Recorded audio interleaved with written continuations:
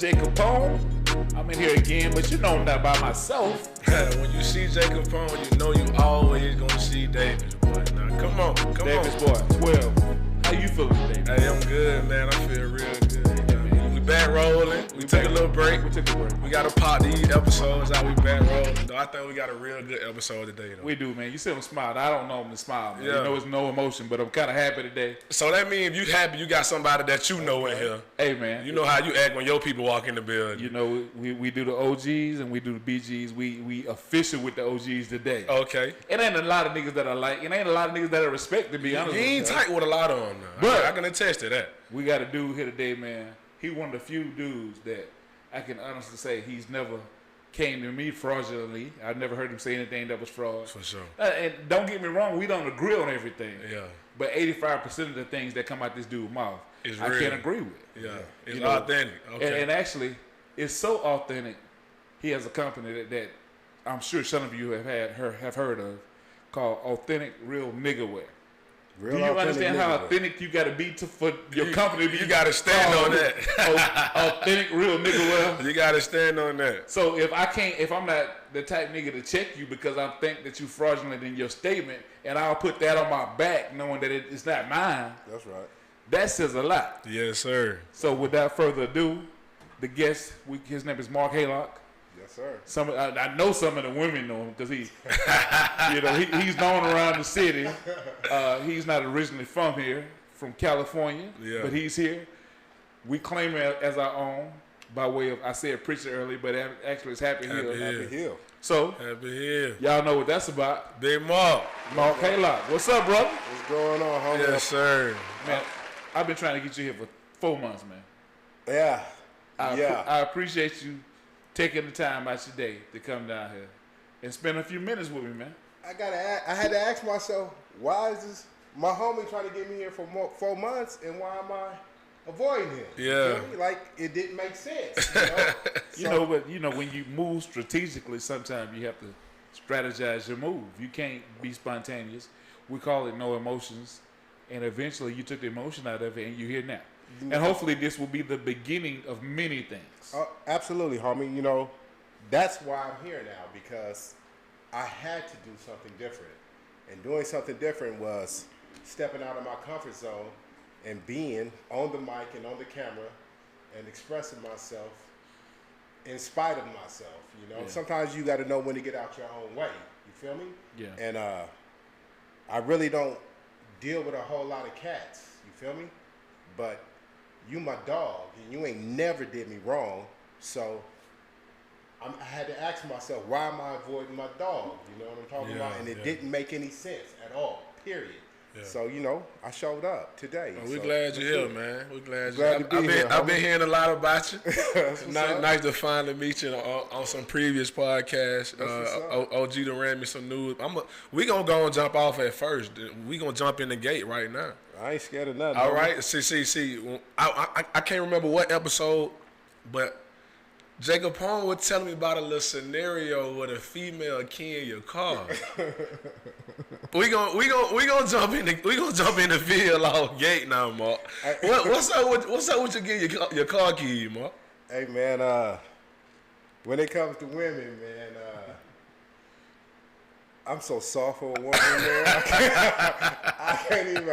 can't even help myself, I'm hard out in them streets. I do my thing out in them streets. I chest up with men, and but when I catch the attention of a woman, man, I like to appreciate her. It's different. It's different. I get to be me. I get to relax.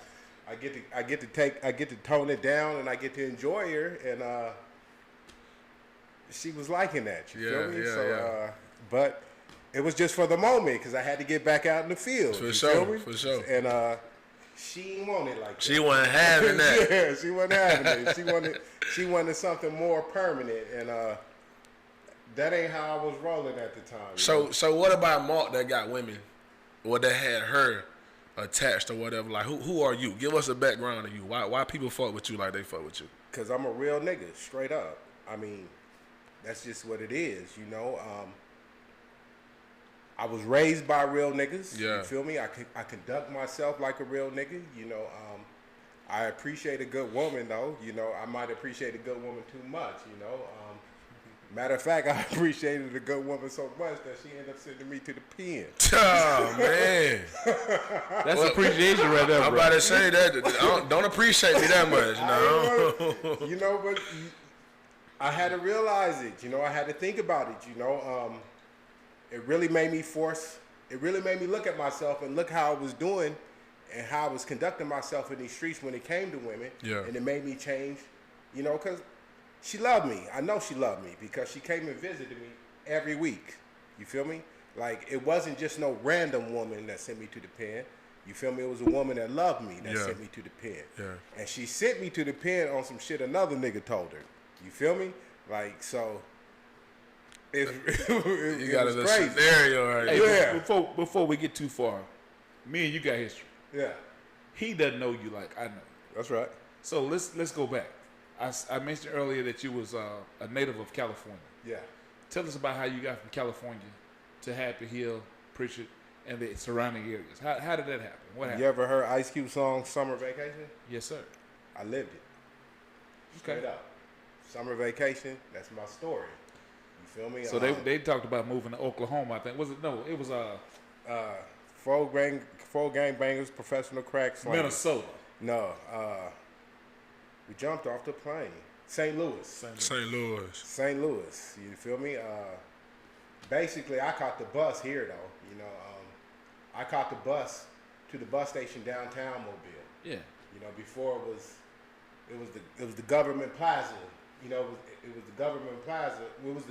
It was the bus station. It's the government plaza now. But when I first came to Mobile, it was the bus station, and it looked like a little spot out of Mayberry, you know.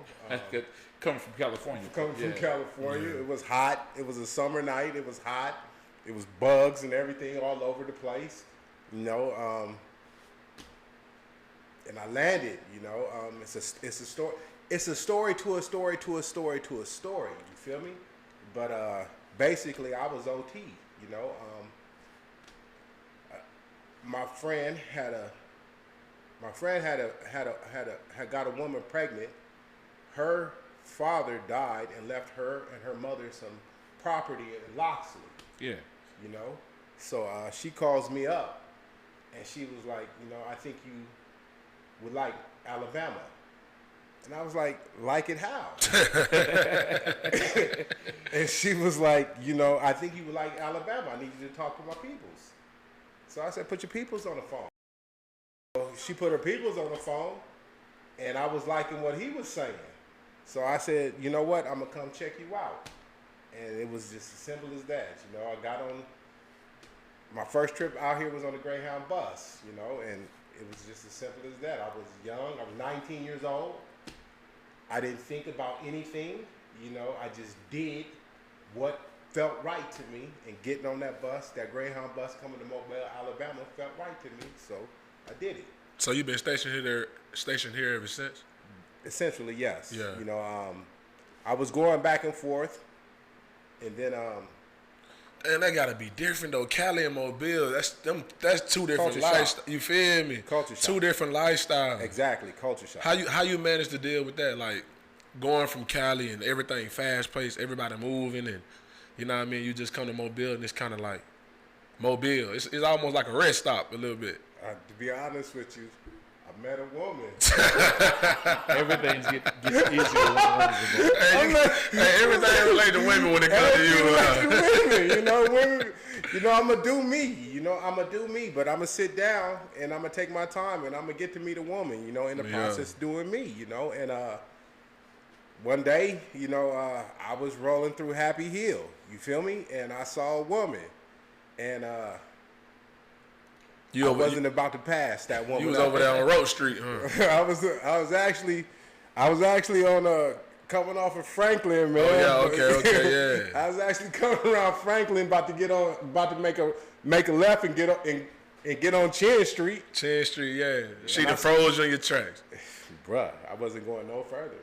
Not without her phone number. But you know, though, most people that come from bigger cities or urban areas, when they do get down here and they find out what the mentality is of these guys around here, it's not unfamiliar. No. We don't participate in the gang culture per se. No. But you can get your head laid in your lap. Oh yeah, they don't play no games out here. By first cousins. They don't have to be a family gang member. They don't play no games. It's a whole different mentality, but it's really not. So if you a street dude, it's not gonna be unfamiliar. It wasn't unfamiliar. Actually, Cass responded to me because the very first funk we got into out here was the premiere of Boys in the Hood at Dolphin Cinemas. You know what I'm talking about? That's back in the day, man. Yeah, so like we at Dolphin Cinemas, the police is out there extra deep because they prepare for some funk to Just get in on. case. And do you even remember Dolphin Street? Nah, not at all. I can't lie to you. I'm sitting here like, damn, I'm trying to see what they talking about. You feel me? I'm trying to put it all together in my head. I think that was before my time. That was before your time, homie. But it's the foundation for everything. Yeah, okay. We got into some funk at Dolphin Cinemas, and I'm ducking. I'm running and ducking. So you thought you was in Cali when they I'm surviving. I'm in straight survival mode. I'm running and ducking. And I'm looking at these niggas, and they just standing up busting. Hey. And later on that night, they was like, where was y'all niggas at? And I was like, nigga, we was surviving, And they was like, nigga, you was supposed to be up. And I was like, they emulating what they think Cali supposed to do, yeah. You feel me? Yep. And I was like, man, that's not what we do. We survive, homie. If you ain't, you live. They wanted you to stand on top of the truck like, and go Rambo, yeah. Nigga, I'm trying to make it too. Yeah, I got no tool. These niggas is shooting choppers. You know what I'm talking about? They standing out in the middle of the road, busting, not caring for the police and nobody around. And I'm like, nigga, I'm gonna live to tell this story. You feel me? What DJ Quick got that song? Which one? About when they traveling, doing their shows. They said just like Compton. Just like Compton. Just like Compton. It's a ghetto everywhere, bro. It's a ghetto. It's the mentality, and even more, it's the same mentality everywhere. Yeah. The thing about it is, coming from Los Angeles to Alabama, life slowed down. So in LA, I was reacting. When I came to Alabama, I would learn how to respond. Yeah. And it's a big old difference. I like that. You feel me? I like that. It's a big old difference. Yeah. It slowed down. So now I'm thinking through the process instead of acting through the process. You feel me? So Mobile did me good in that sense, But that's what Punny said. Remember? Same. Punny did say the same shit. As I'm introducing to my circle, y'all got reoccurring things. Punny told him, if I don't have to key you today, we might be cool tomorrow. Yeah, tomorrow. But today, it's a different story. How you want to handle it? But it goes away quickly because if I got time to think about it, my thought process changes if I don't have to kill you right now. Yeah, exactly. Mobile, it made me appreciate a lot of things about life. Happy Hill Projects made me appreciate a lot of things about life. Yeah. Poverty in Alabama is real. For sure. You know what I'm talking about? And that made me think about a lot of things in life, So I really love my experience in Mobile, It's everything to me, This is where I live now, This is home. This is home. Yeah, for sure. This is where I found myself. Yeah. This is where I was able to process life without peer pressure. In California, I don't know. Well, I can say this now. I responded to satisfy my homeboys. Yeah. You feel me? Like, this is what I'm supposed to do. Yeah. And I have to do this so my niggas won't think. Guys. Yeah. You know what I feel me? But when I came to Alabama, I was able to respond to life according to my own self. And I was like, these niggas ain't my peers. Yeah. You feel me? I don't care what these niggas think about me. You feel me? So I'm going to do what Mark Haylock wants to do and not consider what the next man thinks I should do. So I really did find myself in Mobile, Alabama. It's a lot of good shit here. And then at the time, I really wasn't in good relationship with my mom and my family. You feel me? Yeah. So I called home. And I told my mom, I'm in Mobile, Alabama, and I really like it out here. It feels like home to me. And she said, how'd you get to Mobile, Alabama? You was already gone. And I was like, I just came out here, but I really like it out here. She said, you know your grandmama from there. Oh, so you got people down here anyway. 1109 State Street is where my grandma was born and raised, downtown, right around the corner from the Spring Hill Rec. Yeah. So I was like, that's why it feels like, yeah, you got people here. You feel me? This is where you supposed to be at anyway. Yeah, you know, because before I came to Mobile, I went to Columbia, Louisiana. I went to Dallas, Texas. I think those are the only 2 spots I had touched out OT prior to Mobile. And I hated those 2 spots. You feel me? Like, when I left Columbia and Dallas, Texas, I drove all the way to California by myself on Nodos and Joke Cola because I was trying to get back to the pad. You feel me? I wanted to get back home. But when I came to Alabama, I was loving this lifestyle. You feel me? And this is where my grandmother was born and raised. So, you know, that's how life worked out for me. Life just brought you home, man. Brought me home. Hey, man, we need to pay this first bill. Okay. And we'll be right back.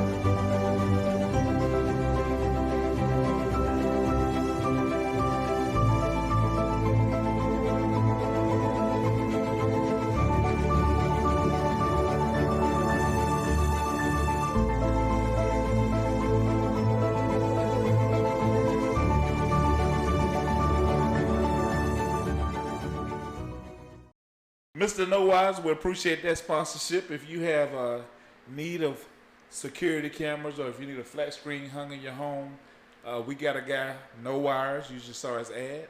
We appreciate him for sponsoring the first part of our segment. If you are interested in being a sponsor here, contact us at noemotionsmedia@gmail.com. You know I'm the email guy. Yeah, and I'm punching on the emails, you know. We all got a role to play. That's right. Hey, but we back.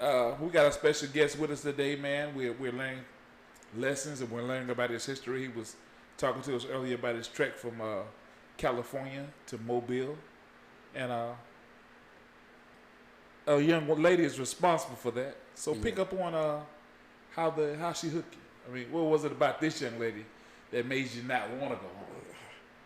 It was just a feeling, man. When I saw her, you know, It was that vibe. He say that vibe all the time. You feel me? You got to catch that vibe. It was just a feeling, man. Plus, she looked good as shit to me. You feel me? So, like, you know, I hopped out. And, you know, I'm full court press. You feel me? Like, you know, like you really ain't got a choice, even though you feel like you have a choice. This got to happen. Hey, that boy Mark jumped out the car and said, baby, I need you. Whatever gotta happen, this gotta happen. So then she hit me with my number private. But you know what? She was probably doing the right thing, though. So I'm asking her. So I'm like, okay, I know your number private, but I didn't know what private meant. That meant she wasn't in the phone book. Yeah. You feel me? So when she hit me with my number's private, I was like, okay, well, you know what? That's why I'm getting at you. Tell me your phone number. You feel me? I still know that number to this day, 452-0008. It ain't no good. I hope she ain't locked in. You finna make her face. Right, yeah, I hope she ain't locked in still. Dead. You call that, you really on some creep tip right there. It was over with, you feel me? But that's what it was, you know. I saw her and I was like, you know what?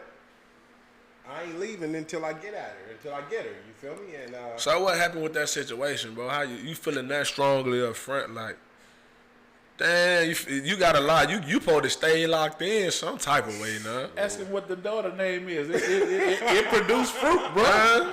That's your BM? That's his baby. That's my baby mama. He won that battle, boy. He won that one. Yeah, I won that one, bro. She had no choice. Like I told you, she ain't had no choice, man. You out here trapping folk, Mark. She had no choice, man. She shot me down and she wouldn't give me her number, you know. So I was like, okay, that's cool, you know. But I said, I'm gonna find you. You know, I didn't want to sweat her because I didn't want to come off as a creep. I ain't never been the creep, nigga. So I didn't want to sweat her. But I said, you know what? I got you. I'm gonna find you. So what made you the person you are today? Even when I'm reading your shirt right here, say pull that down for me. Well, they say blood does not make you family. Family makes you blood. Yeah. You feel me? I was raised by some real niggas in my family. You feel me? Not outsiders. You feel me? I didn't have to look for a hero beyond my father. For sure. You feel me? My father's not an American. You feel me? My father is a Belizean. He's an immigrant. Pops had a green card. You feel me? So he came to America. My grandma made the trek first. You know, she wanted better for her family. So she came to America for a year, and then she got established, and she went back home, and she went and got my father, my two other uncles, my auntie, and my grandpops, and brought them back to America with her. You feel me? Yeah. So when she did that, the seed was planted in our DNA that we were exceptional, we were opportunists, and I inherited that. You feel me? You did, because we talked earlier about the OT situation. Yeah. That's basically what she did. That's opportunity. Exactly.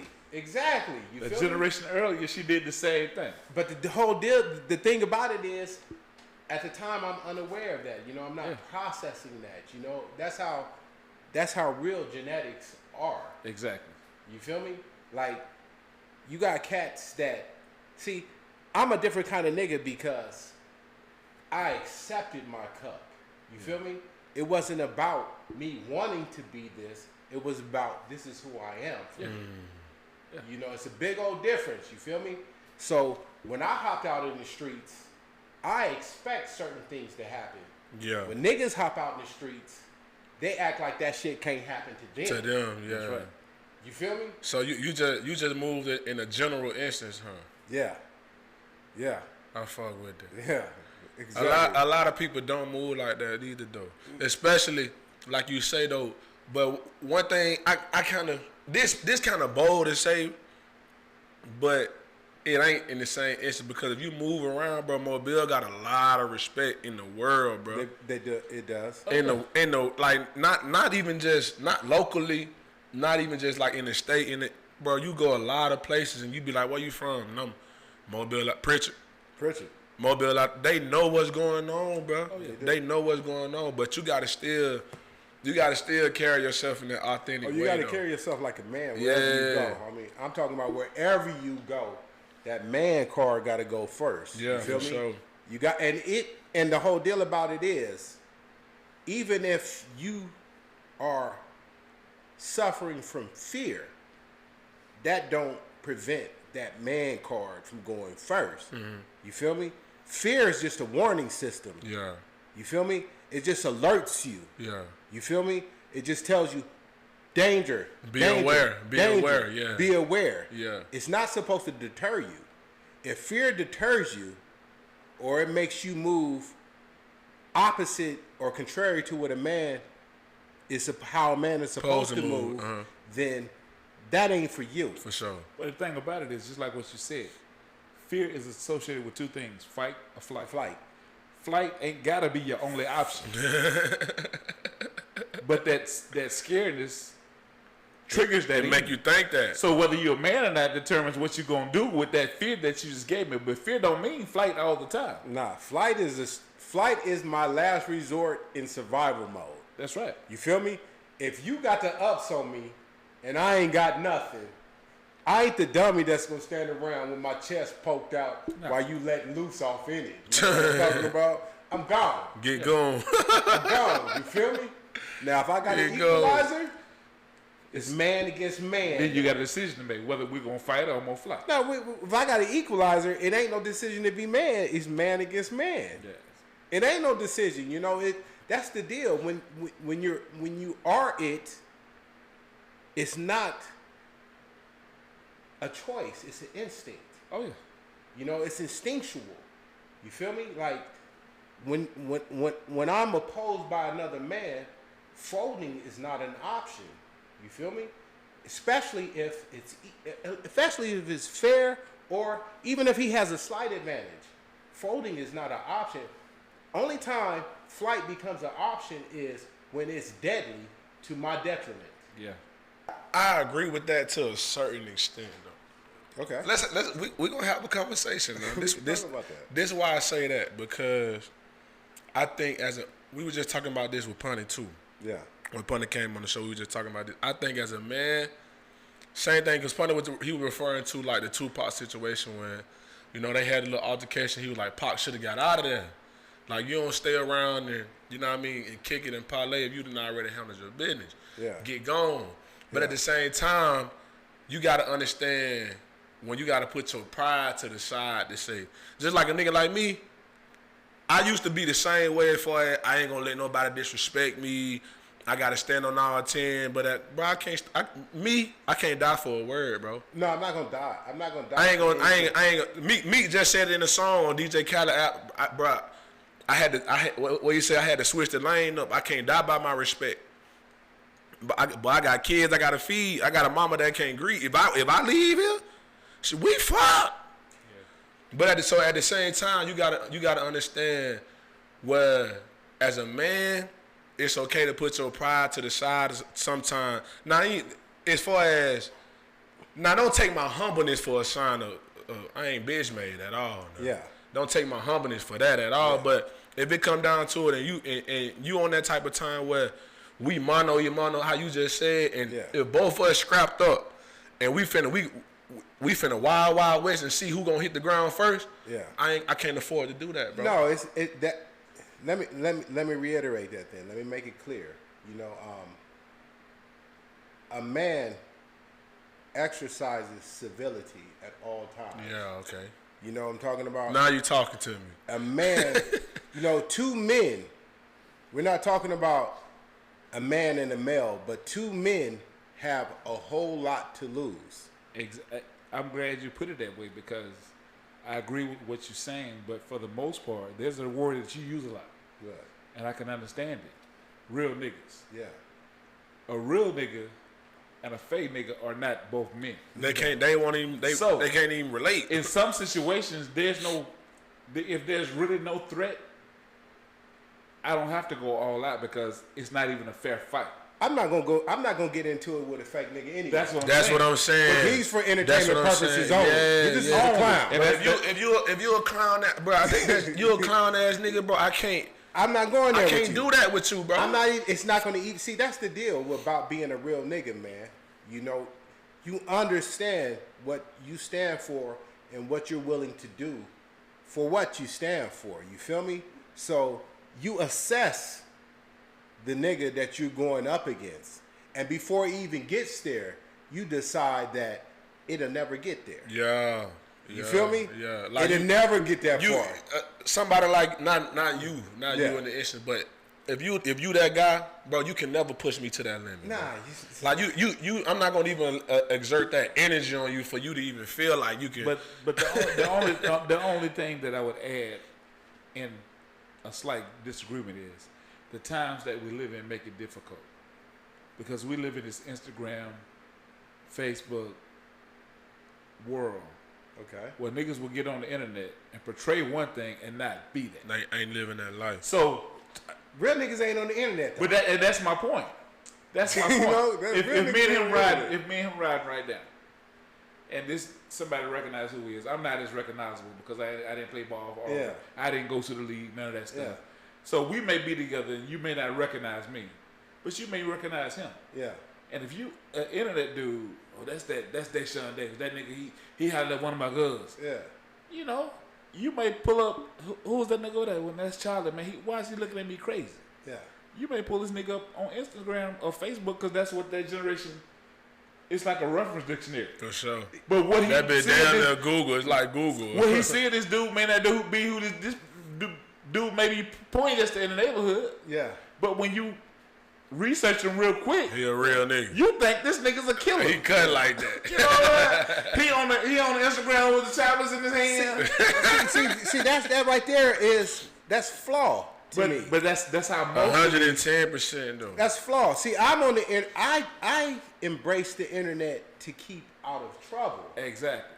But see, my presence on the internet means that I'm not doing anything afoul. You feel me? But I'm speaking for my generation. I ain't gonna say we, cause I don't do that shit. Yeah. People in my generation don't move like that. And that's what I'm saying. It's just like you going. If you the neighborhood, you get off everybody in the neighborhood. You ain't why you want to post your product. Re-up just dropped. We're not gonna do that. Son, you don't think these folks know exactly what's going on? See, I know niggas who do that, right? I know niggas who on the internet with all that. And I'm like looking at these niggas like, for real? But then I know niggas who are in the streets and they don't do that, period. For sure. But look at this, man. It's the same old thing, man. I'm finna ask you. Oh, here he go with it. I'm gonna say this how much he done spoke about this. I'm gonna ask the question for you. So OG, listen. OG got a little reference, right? Yeah. He called it the POC. It's the POC syndrome. How you say it? Before POC, after POC. It's just like how with you Jesus, got before Christ and after Christ. Nah, don't compare him to Christ. Don't compare him to Christ. Leave that out. Go I get the comparison, bro. Yeah, but he always say, if a nigga like POC died in '96. Yeah. If a nigga was born before '95. Yeah. They cut different from anybody that's born after '96. And I never thought about it until he brought it up. And when you really think about it, it kind of makes sense because a lot of them young, like, the code ain't the same. It's not the same. It ain't the same. So when he said, it really actually makes sense, though. Mark, it's so deep. The code is the same, but niggas applying and sticking to the code. They don't. They don't. That's what I'm saying. It's so serious with me, bro, for real. If I right now found out that my neighbor over there just said some slick stuff about me, and it's getting heated. Yeah. Was a nigga born before or after Pop? This how he figure out if he gonna indulge in a situation. Because there's no reasoning with these dudes. Either I'm gonna have to lay you down if he was born after Pop. Yeah. Or we might can talk it out if he's born before Pop. Because it's a different, even with the Chicago situation. And I hate to talk about another city because I really don't know. Yeah. But from my general knowledge, Chicago is off the chain because all of the leaders of the gangs are gone. Exactly. Okay, but when Pac was here, Chicago wasn't turned up like this because the references in the gang leaders' absences, they was listening to dudes like Pac. Yeah. Pac gone, ain't no leadership. Well, you know, and he was never their leader, but what I'm saying, the culture died with Pac. A lot of what it is to be a real nigga is associated to Tupac. Yeah. Yes. So, that's how important music is to us. Exactly. And to every culture, to be honest with you. That got a lot to do with it, though. I'm gonna tell you the truth. The way the music we listen to, bro, it's toxic, bro. You feel me? Because you got, and this is what my generation don't understand. It's an entertainment business. Exactly. So they even when they go to like females, like you listen to like girls like Cardi B and Meg Thee Stallion, and they got some straight music. They make some hits. They got some bangers. Yeah. But still in the same time, like you gonna listen to Meg Thee Stallion tell you it's a hot girl summer, fuck these niggas, but she going home to her man that night. Yeah. Yeah. And you single. Yeah. Because you hot girl summer. Yeah. Now you before you knew it, 5-6 years that went by. You 32 and single. All you got is a dog. Hey, you feel me? You're absolutely right. That's why I say, but you gotta. That's why the only thing I say about, because we had the same conversation a couple episodes ago. Like when you think about music of y'all generation, you're gonna think about Pac and Biggie when it comes to true music. But Pac, I said Pac was different from Biggie because Pac actually lived that life in the instance. Kind of, sort of. Yeah. I seen Pac. I used to see Pac when I was in Cali. You know, I seen Pac before Death Row, and I seen Tupac After Death Row. He was much more conscious in the beginning, man. He was a humble dude. Yeah. He wasn't this rah-rah. And see, that's I never seen him in the rah-rah state. He got with Death Row and the gang members, and he changed. Well, yeah, he got affiliations changed. His Exactly. affiliations changed. You know, Pac himself wasn't ever a rah-rah type He's of dude. the son of a pimp. Yes, you know, and he went to an art school. yeah. Yeah. He wasn't that dude. Bro was smart though. Bro had. Oh, yeah. That's why I'm not a real. I'm gonna tell you, I'm not a real fan of Pop. Yeah. I don't get in the Jeep and I gotta hear some Pop. Now if I want some old school good vibes on a random day, I'm gonna listen to it. You know what I mean? His music hold weight regardless. Machiavelli is his best. Yeah, it hold weight regardless. They did him a disservice because after he died, they put out stuff he didn't want to put out. Yeah, that's my point right there. Everything They that tarnished you his- heard they after he tarnished his died name. is what he said he didn't want out. That's right. You feel me? But now they're exploiting him and what he established, so they putting out everything. Man, I'm really feeling everything, but it's time to pay this next bill. I see you got your Born in Poverty wear on. Oh yeah, man, you see me, man. That's one of our sponsors. Yeah. So shouts out to Born in Poverty. Yeah. We appreciate the sponsorship, and we'll be right back after this.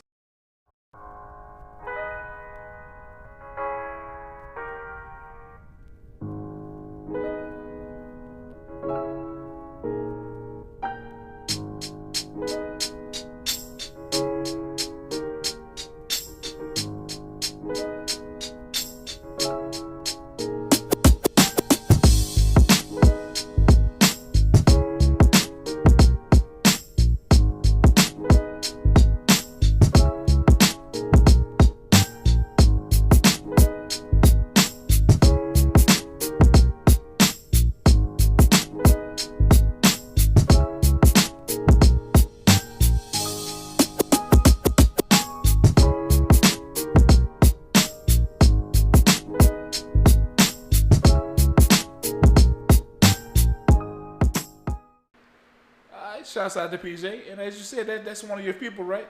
Man, PJ is the nep. That's my nep. But I guess in a certain kind of way, you kind of the godfather of this because original Nickelwell is much older than Born in Poverty. Name the nigga that was doing it before me. That's what I'm asking you. Nobody before me. Name the nigga that was doing it before me. Fubu wasn't doing it before me. Hey, you see. There you go, right there. Fubu wasn't doing it before He me. done pulled the bag out now. There we go. Fubu wasn't doing it before me. Hey my man, nigga. I'm telling you something, man. 1994, my nigga, I jumped on record with clothing and declaring I'm a real nigga, my nigga. For 27 years. That was your brand. That's his brand. For 27 years, my nigga, I've been I went there and professing brought to some be shirts you, with him, man. real But nigga. I used to wear this nigga stuff every day, and it's crazy because that's when I was married to my first wife. I had got Visor? a visor from you Yeah. that had your logo on it. Yeah. My ex-mother-in-law loved it. And Yeah. she used to wear it not knowing what it was saying. And one day she read it. Nigga, well, Yeah. I was like, yeah, you've been Real nigga. authentic nigga wear. Man, you listen though, you can't sell that everywhere, man. But I didn't care. And I don't care now. he had a store. The store I had two the store stores was in the Mobile. Boomer. you had two stores in Mobile. 2 stores in Mobile. How that went for you? It was the first store was on the Avenue. You know, I just needed it for myself. You know, I needed to do it for myself. The second store was on St. Stephen's Road, right across the street from Checkers. You know. Yeah. And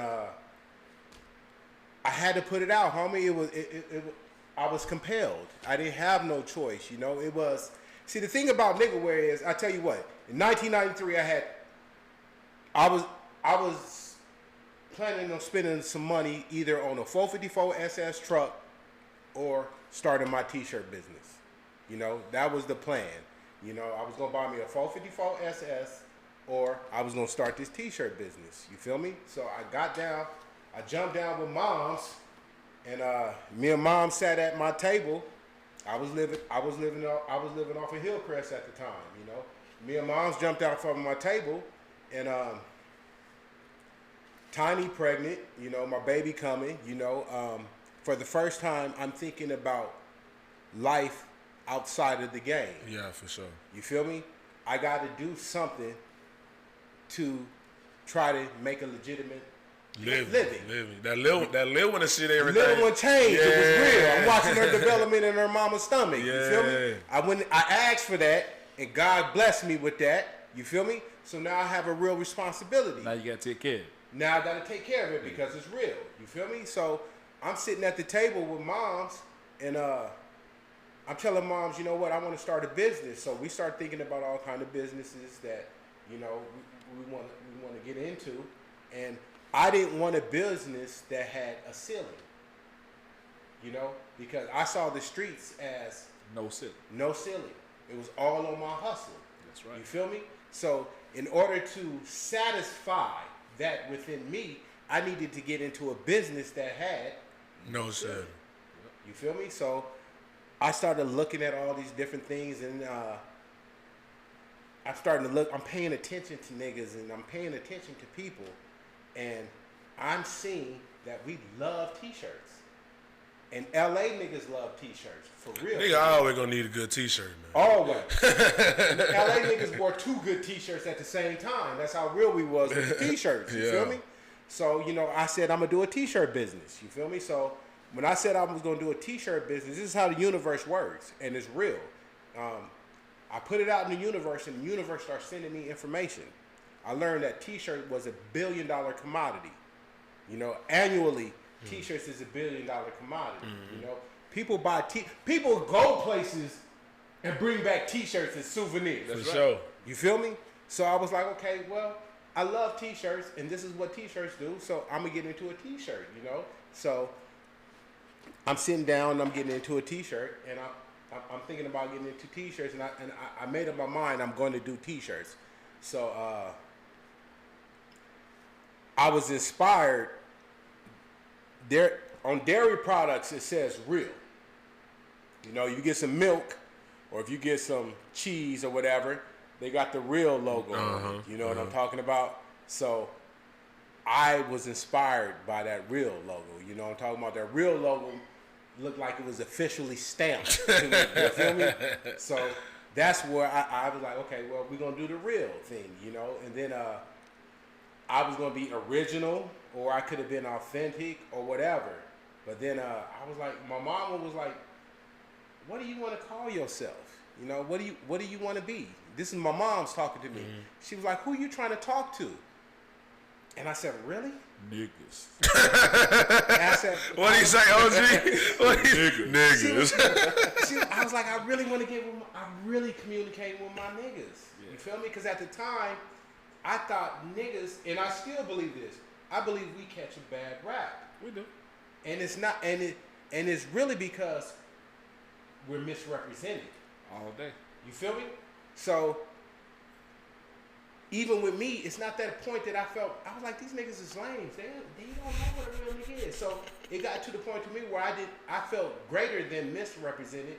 I actually felt unrepresented. Yeah. You feel me? So you wanted to be the guy to put it all together. I can take it. I'm built for this. Yeah. I'm built for this. You feel me? So I got to ask you a question, because since we here, yeah, we already established that you're from Cali, right? Yeah. We already just talked about music and pop and, you know, the Cali reference, and now we talking about the shirt. So when these 3 things, you put Cali music and clothing line together, you know where I'm going with this now. Okay. Nipsey Hussle. We got to talk about Nip now. You from Cali, you just talked about, because I tell OG all the time, to me, Nip was our version of pop, bro. Nip was, the funny thing about Nip is his corner, Crenshaw and Slauson, is where I wanted to debut my shit. Yeah. You feel me?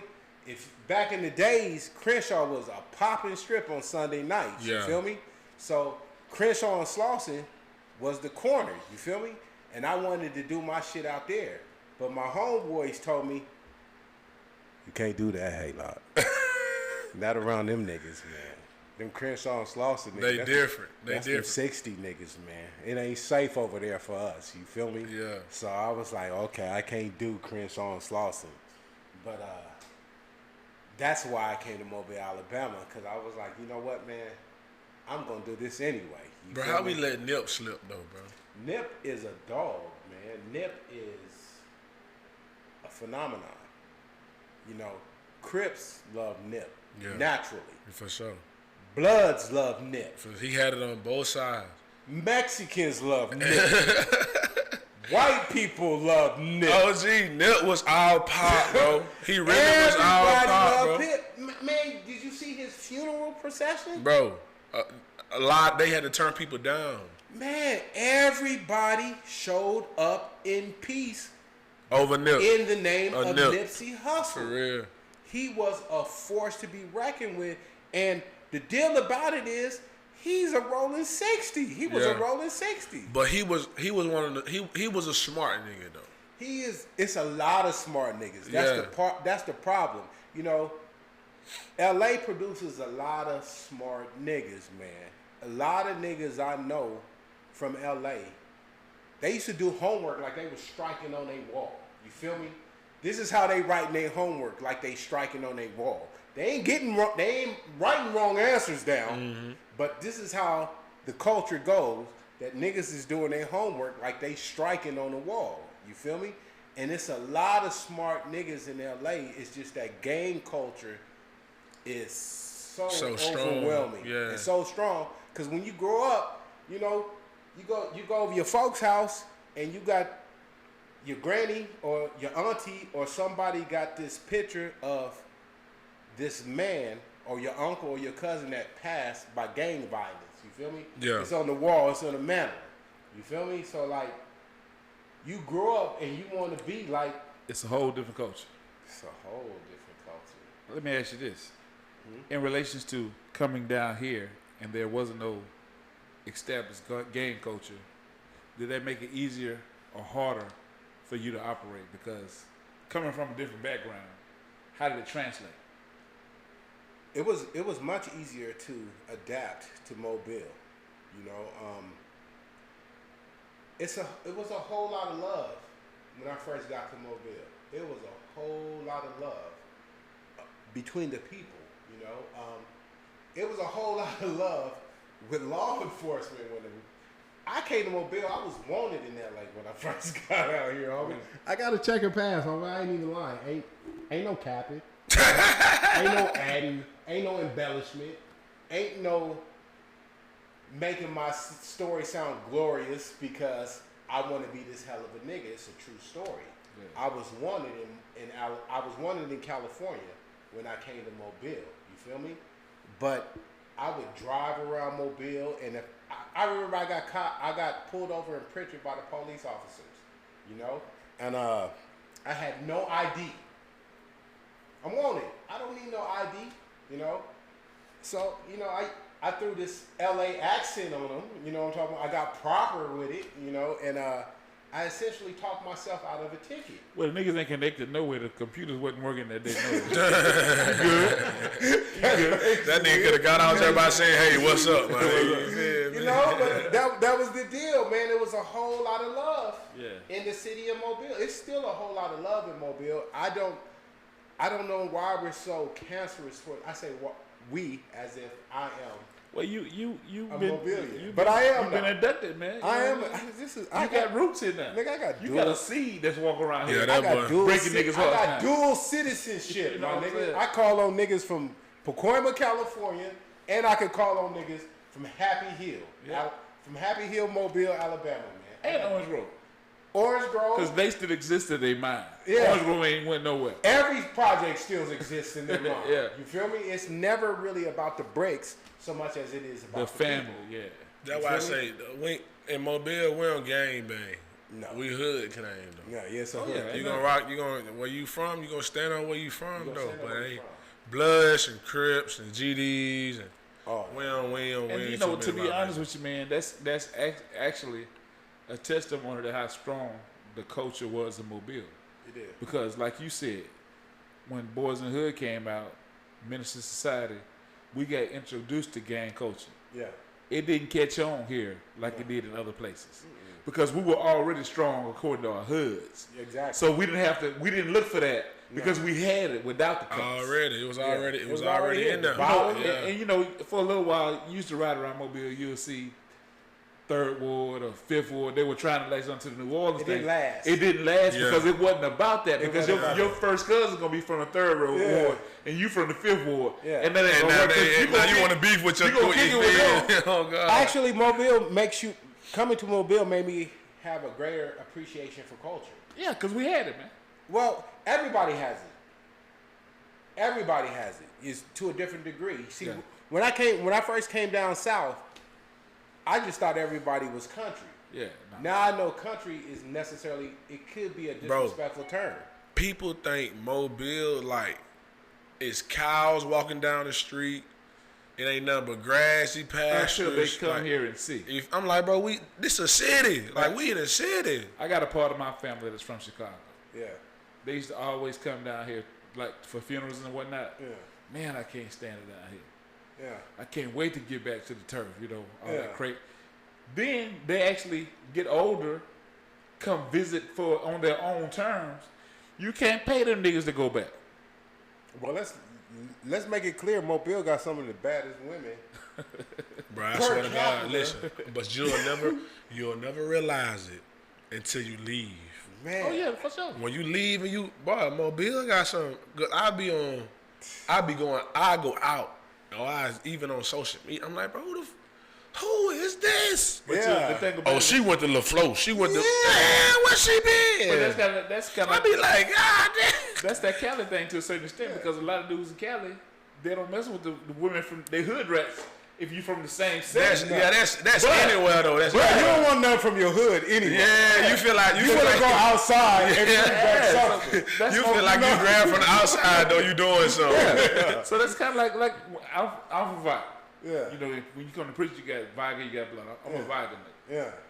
To us, we always want women from the floor. Yeah. And she went to Viger. Yeah. Now, she may have been bad. Yeah. But we can't. She wanted us. She wanted. Yeah. But if she from the floor, we can butt her. Oh boy, look at that. Man. LaFleur was something different because. Oh, that's why the women. LaFleur still got the babies. I was like, man. What is all these grown ass niggas running patrolling for the floor? And I don't know. I think, bro. Me and Dev had this conversation one time. I really did think like people just like you fine. You gotta go to the floor. Okay, you going to Murphy. You look. She said you a little ratchet, but you got some ass. Go to Viger. Go to Viger. She got a little sedittiness to her. She a little buzzy. She go to the floor. Yeah. You know what I'm talking about? Yeah. You know, my wife. You know, she's from Tomerville area, and when I met her, you know, she egged me. You know, that's the story. You know, the egg is the test. Hey, you know? Was she an AKA? Who?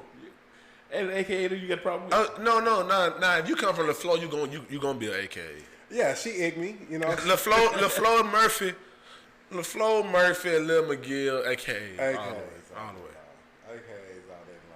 So was Viger. Viger gonna them deltas. See, because the deltas really they still step a little classy. Yeah. But if you try them, see the AKA don't. We too classy for that. The deltas gonna mop the floor with you. I'm telling you the truth. I'm in agreement with you. Yeah, the deltas about the floor with you, OG for real. They stand on our 10 by then. LaFleur, LaFleur, she really ain't gonna fight nobody, but she will have her way with your man.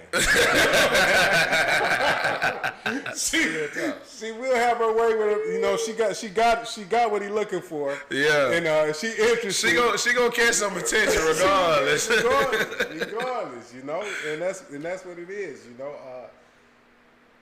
But you learn that, you know, you learn that, man. And like I said, my wife, she's from Tomerville, LaFleur area, you know, and she comes from real good parents. You feel me? And it's crazy how all my shit come back to a woman. I'm about to say, bro. I was just, you took it out of my. I don't know what it is with you and women, but you gotta slow down, bro. But you self-aware. As long as you self-aware, you in control. That boy. I know all his life he been on the prowl. I can tell you right now. All his that nigga he wait for the next big thing to drop. All his life. I already know it. I already know it. Next thing coming, man. But that's just what it is, man. You know, life.